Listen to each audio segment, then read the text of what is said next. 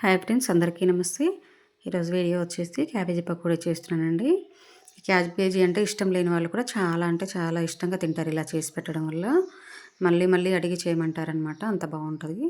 నేనైతే half KG cabbage తీసుకొని నీట్గా వాష్ చేసుకొని ఇలా నీళ్ళు లేకుండా వార్చుకున్నా, తడి లేకుండా. ఇంకో గిన్నెలోకి అయితే తీసుకున్నా.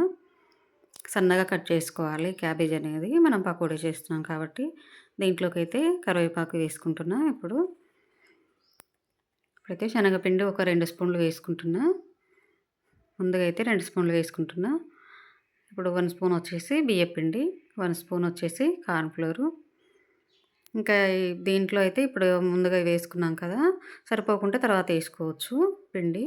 ఇప్పుడైతే కొంచెం జీలకర్ర వేసుకుంటున్నా. సాల్ట్, టేస్ట్‌కి తగినంత సాల్ట్ వేసుకొని ఇదైతే బాగా మిక్స్ చేసుకోవాలి. పిండి మనకు సరిపోయిందనుకుంటే ఓకే, లేదంటే కొంచెం వేసుకోవచ్చు. టేస్ట్‌కి తగినంత కారం, అల్లం వెల్లుల్లి పేస్ట్ 1 స్పూన్ వేసుకున్నా. దీంట్లో పచ్చిమిర్చి కూడా కట్ చేసి వేస్తే చాలా బాగుంటుంది తినేటప్పుడు.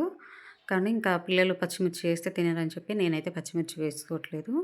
పచ్చిమిర్చి వేస్తే ఆ ఫ్లేవరు టేస్ట్ బాగుంటుంది ఇంకా మనం తినేటప్పుడు. సన్నగా కట్ చేసి వేసుకుంటే కొత్తిమీర, పచ్చిమిర్చి. మా పిల్లలు కొత్తిమీర, పచ్చిమిర్చి ఇష్టపడరని నేను వేయలేదు.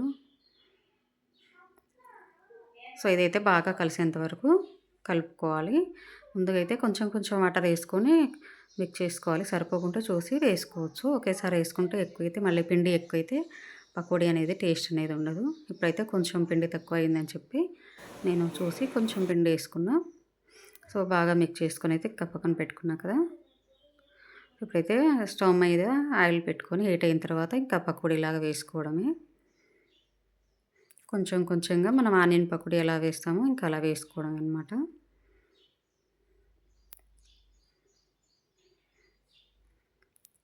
ఆయిల్లో అయితే ఎంతవరకు పడితే అంత మొత్తం వేసుకోవచ్చు.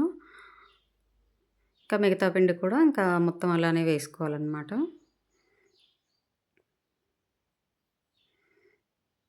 ఇదైతే కొంచెం టైం పడుతుంది ఫ్రై అవ్వడానికి. వేసిన వెంటనే మనం దాన్ని కలపొద్దు. దీంట్లో కార్న్‌ఫ్లోర్ వేసాం కదా, అందుకోసమనే వేసిన వెంటనే కలిపితే కోటింగ్ అనేది విడిగా అయిపోయి మనకు సరిగా రాదు. అందుకే వేసిన తర్వాత ఒక 2 మినిట్స్ అలా ఆగి దాన్ని కలపాలన్నమాట. సో ఇప్పుడైతే క్యాబేజీ పకోడీ రెడీ అయింది.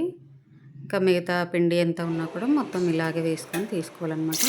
ఇదైతే మా పాప లంచ్ బాక్స్లోకి అయితే 2 డేస్ అలా 3 డేస్ అయినా ఇంకా కర్రీతో పాటు ఈ క్యాబేజీ పకోడీ కూడా పెట్టేస్తాం.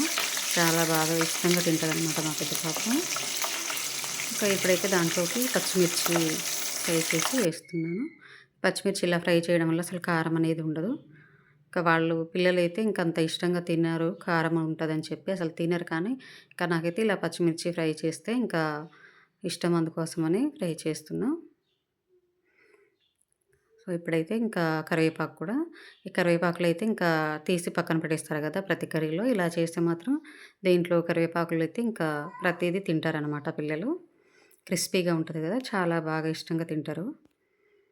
క్యాబేజీ అంటే వద్దు అనేవాళ్ళు కూడా మనం ఈ విధంగా చేసి పెట్టడం వల్ల మళ్ళీ మళ్ళీ అడిగి మరీ చేయించుకుంటారు. అంత బాగా ఉంటుందన్నమాట టేస్టు.